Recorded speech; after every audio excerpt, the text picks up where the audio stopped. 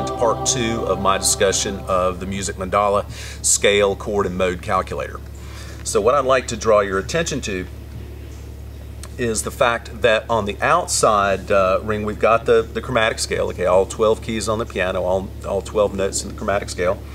And then on the inside we have what's referred to as the circle of fifths, and there's a lot of confusion around the circle of fifths, primarily because it's just never explained very clearly. And another thing that's really confusing about it is that whereas when we're talking about the chromatic scale, we're talking about notes, in the context of the circle of fifths, which is a different way of relating these things, that in that context we're talking about keys, not notes. So whereas the big C here represents a note, the small c on the inside at the circle of fifths represents the key of C, the key of C major. And as is typical with the circle of fifths, what you'll see is that I've listed the number of sharps or flats in each of the different keys, and that was something that was very confusing for me for a long time. For instance, we can see on the circle of fifths that the key of G has 1 sharp. Okay, so that means that when we play the key of G, we're going to be playing all the same notes as C major except for one. There's going to be 1 black key in there. And the circle of fifths here is telling me that that's going to be a sharp. That's going to be referred to as a sharp note. And I always wondered, it's like, well, it's a black key. How do we know if it's, how do we know how to name it sharp or flat? Because we can do either one. And after many years of asking people that question, I came to a very simple answer for it, and that's actually listed on the back here. There's a lot of information back here as well, a legend that tells you, what everything refers to on the front. And then there's a discussion here about sharp and flat notes and keys. And there's a very simple rule that you need to learn to make those distinctions. And the rule is this, that we only use the natural note name one time in naming the notes of a key. So let me give you a quick example of that, because that's what will make it clear for you. So we see in the key of C major, as we step around and look at each scale degree, all the notes in C major are white keys on the piano. They're natural notes, they're not sharps or flats. But once we go to G, okay, and let's spin around here to G, and we'll notice, okay, yeah, let's notice this right quick, that the 5th note away in the scale from C is G, and G is the key that's right next door to C on the circle of fifths. So then we can dial G in, and we can see that the 5th of G is D, and that's what shows up next after G on the circle of fifths. So that's the pattern that we use to create the circle of fifths. So I'm going to go to G major here, and as I mentioned earlier, there's 1 black key, 1 sharp or flat note in the key of G major, and we need to decide how to name that thing.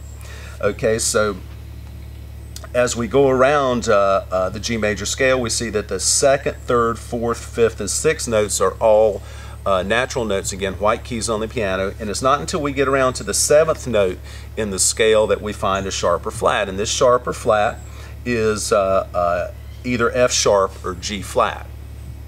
Same note, different name, and that's that whole mystery is cleared up in the harmonic chord videos as well, where that weird kind of naming convention came from. So let's apply the rule I mentioned earlier, that we can only use the natural note name once. So we're using G for the name of the tonic note, for the name of the key. So we have to name this note F sharp, because if we named it G flat, we'd be using that G natural note name again. So this is the reason why we say there's 1 sharp in the key of G. So let's look at the key of F, because on the circle of fifths on the inside it tells us F has 1 flat. So let's dial F major in again. So we're on the top, F's in the 1 position. And as we look around the wheel, we see there's 1 sharp or flat note in the key. It's at the 4th scale degree in F major, and we've got to decide whether we're going to call that note an A sharp or a B flat.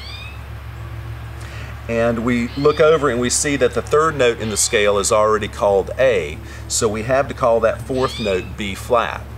So there's the 1 flat in the context of F major.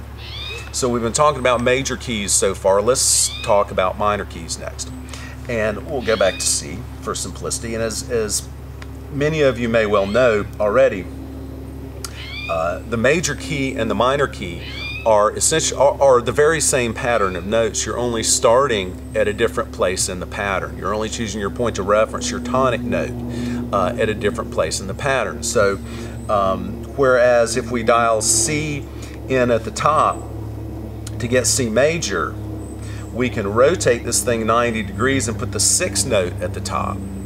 And at the 6th note we have what is referred to as the relative minor of the key of C. And what the relative minor is the same notes in the key but starting at a different place. So what we have here, and there's a little title on the mandala there that lists it as the relative minor, and again the reference point icon shows up beside it. So if we dial A in to the 6th, we can read off the notes in the minor scale as well as the chords that we're going to build from those. And the chords don't change, of course, when we go from major to minor. So in the key of A minor, the 1 chord is going to be an A minor chord. The 2nd chord in the key is going to be B diminished. A half step away is going to be the 3rd chord in the key, which is going to be C major. So C major is the 3 chord in the key of A minor, and on around the circle. So let's see. I also list on the circle of fifths what are called the enharmonic keys, and you can research that on the back. So you know what, we'll do one more video in this segment and we should be able to finish this up. Okay, hope you guys are having fun. Thanks a lot. Talk to you soon.